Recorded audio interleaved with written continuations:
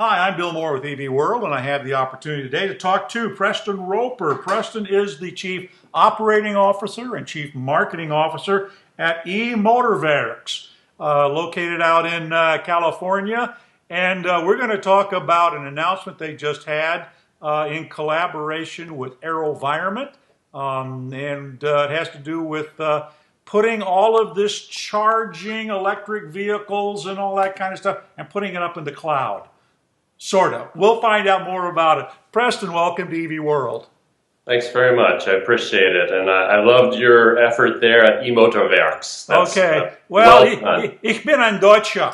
Alles auf Deutsch. Also vielleicht auf Deutsch. Right. All right. So very good. Preston is German? No, Roper. Oh, possibly. So English, but with a background in Germany. Yeah, well, I have to claim that my father's part Scotch-Irish and part German as well. So, but my mother's all German, and I was born in Germany, so I can claim dual citizenship, I think. Anyway, hey, good to have you here. I got a press release that was or an announcement of a press release. Actually, Tyler never did send me the press release. But that's okay. We can you can tell us about it. But basically, you're talking about a collaboration with AeroVironment. They taking the technology that the intelligence that you've created for your charging system, and then using that, as I understand it, in a wider application. So, sort of, first of all, bring me up to speed. Who is eMotorWerks, and what does you guys do?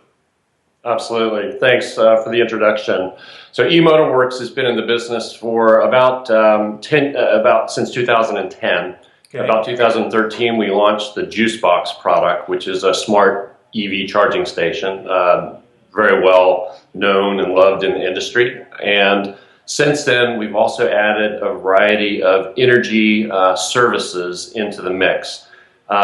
If we look forward in 10 years, let's say, the green tech media, for instance, research and some of the Bloomberg New Energy Finance has shown, let's call it 15, 20 million EVs in North America. And if you consider the load that will be generated across the grid, it's a very significant amount of energy. We're talking hundreds, probably something on the order of 1,000 gas plants that will be required, for peak load if you looked at unmanaged charging. Right. So we've been looking at that, and we thought it makes a lot of sense to figure out how to get that load under control so that the utilities and the grid operators, not just in North America, but around the world, have the ability to shape when load occurs. Right. And that's the additional piece that we do, and that relates to our relationship with AeroVironment in this release that you alluded to. Okay, so you've got actually, in a sense, two sides of the business here. You have the chargers, which I assume you're continuing to manufacture and distribute. Let's tell us a little bit about that side of the business here first. Yes, so the JuiceBox charging station has been out, as I said, since 2013. Right.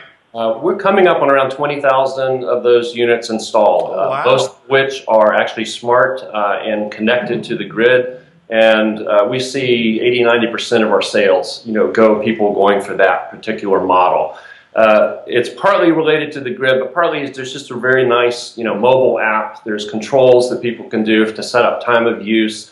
It's a high-powered charger at 10 kilowatts. We even have an 18 kilowatt version and 40 amps on our standard JuiceBox Pro. So it's a very nice product, which a lot of people have adopted and has 5-star reviews on Amazon, etc. So that's the core of the business. And because of the fact that we have such a strong heritage, if you will, with the charging stations and understanding smart side of it in terms of how the stations are used, when they're plugged in, when they're not, when people are charging, we've also been able to layer into it this second part of the business, which you described, which is having to do with actually being able to optimize charging. So I'll say a lot more about that, but let me stop there for a moment and let you, pose your next question. Okay. Well, no, go ahead. Let's. I guess obviously, in some respect, we could think of AeroVironment being a competitor because they also make small chargers for home units. They also have a unit, I think, that's portable you can take. They obviously have the big, fast charge units, which is, where they really sort of made their name. So how did the two of you guys get together on this project, being in a sense competitors? Yeah. So AeroVironment is the latest of a series of EVSE OEMs. A lot of acronym there, but right. Electric Vehicle Supply Equipment charging station partners. Right. And on the one hand, if you looked at it in a very narrow sense, yes, we could arguably be competing for sales of stations. In this market, our belief is collectively, and with other OEMs that we announced one with a NIAX earlier, for instance, and then we have also done work with several of the car companies. If you look forward, that actually is a very involved portion of how charging is done. And we're going to be announcing additional OEM partners with whom we already have products in the work. Copper Creek, of course, is one that we announced even over a year ago in the same fashion. So we're trying to grow the entire market together. And the intelligence that we have with regards to the smartphone app, with regards to predictive models about charging, about what's going on in the grid, these are all things that actually help the utilities and the grid operators to manage the load.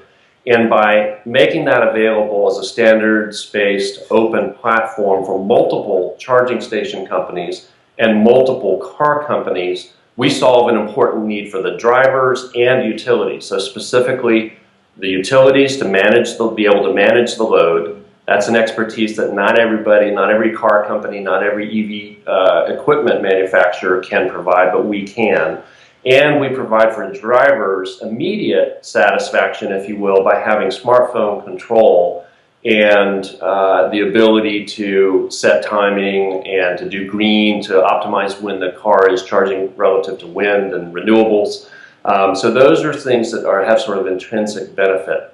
So by working with these OEM partners, we're actually increasing the number of stations under control for load control. That is beneficial for the utilities. The utilities will, over time, be putting more grid services programs and incentives in place under which drivers are effectively paid, sort of frequent charging type programs, and that's part of our platform as well.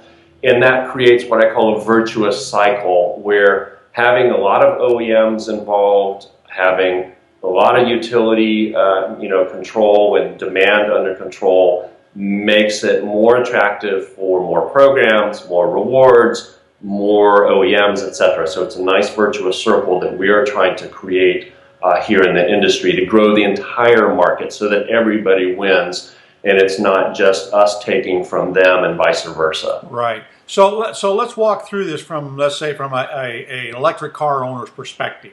I've got a Nissan Leaf, let's say. I've got one of your juice boxes in the trunk. I pull up to, or it could be, in this case, it'd be let's say it's an AeroVironment charger in front of Lowe's or whoever, right?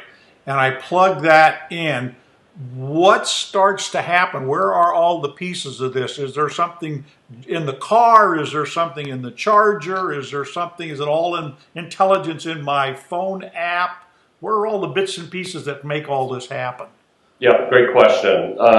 So first of all, let me sort of take the scenario that you described and expand it before I answer your specific question. If you think about the different scenarios, there's multiple ones, right? One is where you're at that sort of public, that shopping mall, or Lowe's, the hardware store, whatever it is. That's one scenario. And generally, you're going to be there for what, an hour or so in the parking lot, and you're going to want to, it might be more convenience-oriented charging. Right. Another scenario might be you're on the highway and you've got a long distance go, and you need your juice because you need to make it to your destination and you want it quickly. A third scenario is your workplace or your home, where typically you have a lot of hours, and maybe there's only an hour and a half of charging. If you're charging with a juice box or AV solution, and you're able to go at 10 kW, or maybe it's just 6.2, you probably only need an hour and a half or so to actually get your vehicle charged, for that 40 miles commute that you have typically on a day. So the reason I bring this up to get into the second part of your question is those kind of short stay public charging, there's probably less value on the grid services component related to the ones which might be more residential, home charging, multifamily, workplace. That's a nice long stay opportunity where there's tremendous opportunity to move charging around. So that's the first comment. How does that work? Which I think is what you're basically asking. So the stations that we sell, the juice box, the Pro line of stations that we have, we also have a 75 version of that, 75 amp version. Or the AeroVironment or the Clipper Creek enabled product, those all have the ability to communicate up via the cloud to our servers, where we have the ability to understand the vehicle's expected time of departure and the charge that's going to be needed for that. And we're at the same time looking at what's going on in the electric grid and doing forecasting on a real-time and sort of day-ahead kind of basis, where we're aware of what the likely demand is on the electric grid. At the same time, we've been doing this for 2 years now, we have the ability to look at when solar and wind is online. And we will then make minor adjustments. In some cases, it might be just a couple of minutes.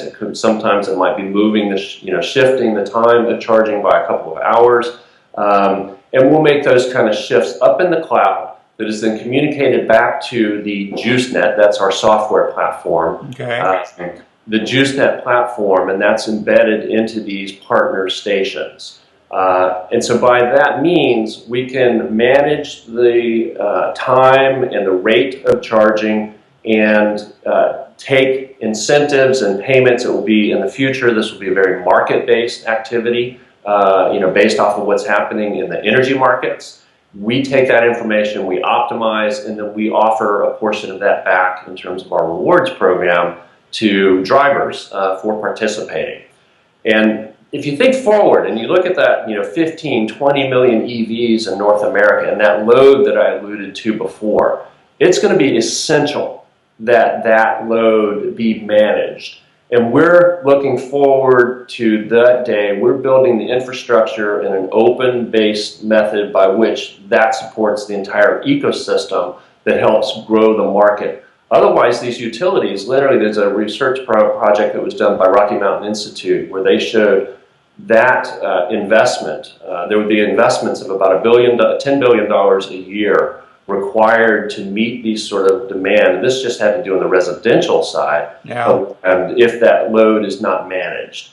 And that's an important investment that we think the utilities, the grid operators will want to drive, and we're seeing it already. We're already running programs with California IOUs and other utilities that we work with today, and it's only going to grow. Yeah, so let's take it from the perspective of AeroVironment here. What is their incentive for investing in this and putting, I'm assuming we're talking about, there's some economic relationship between you and AeroVironment so that they can access your cloud information and so on. What's the incentive for them? Is this, they can be more economical in what they charge people? I mean, what's their model in this? Yep. So AeroVironment, you know them well, and I know that you know them. They have been a very long-term, successful, and significant player in this market.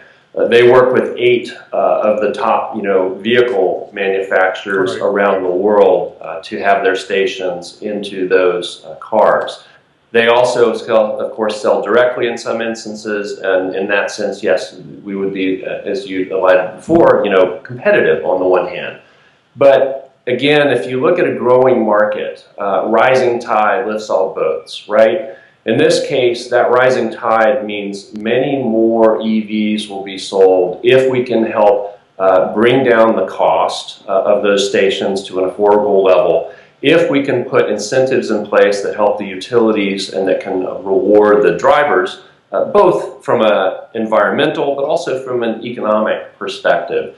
And AeroVironment sees that vision, they see that future, and They know that they have a certain expertise in the industry. They know that eMotorWorks has a certain expertise in the industry. And this is where the JuiceNet platform comes together. It's something that we have uniquely in the market. It's something that we use. We support the standards. For instance, we have the Open ADR we've announced. We work with the different protocols to have the right platform in place. And AeroVironment looked at that and said, hey, we don't need to recreate that. We have a company that knows how to build that, knows how the relationships with the utilities and the energy markets. Let's partner with them to grow the overall pie. Okay. And we're open to working with any of the other equipment manufacturers. We actually will be announcing a number of additional equipment manufacturers over coming months. We're also open, and we work with a number of the car companies directly as they see the value of having this grid integrated charging platform as well.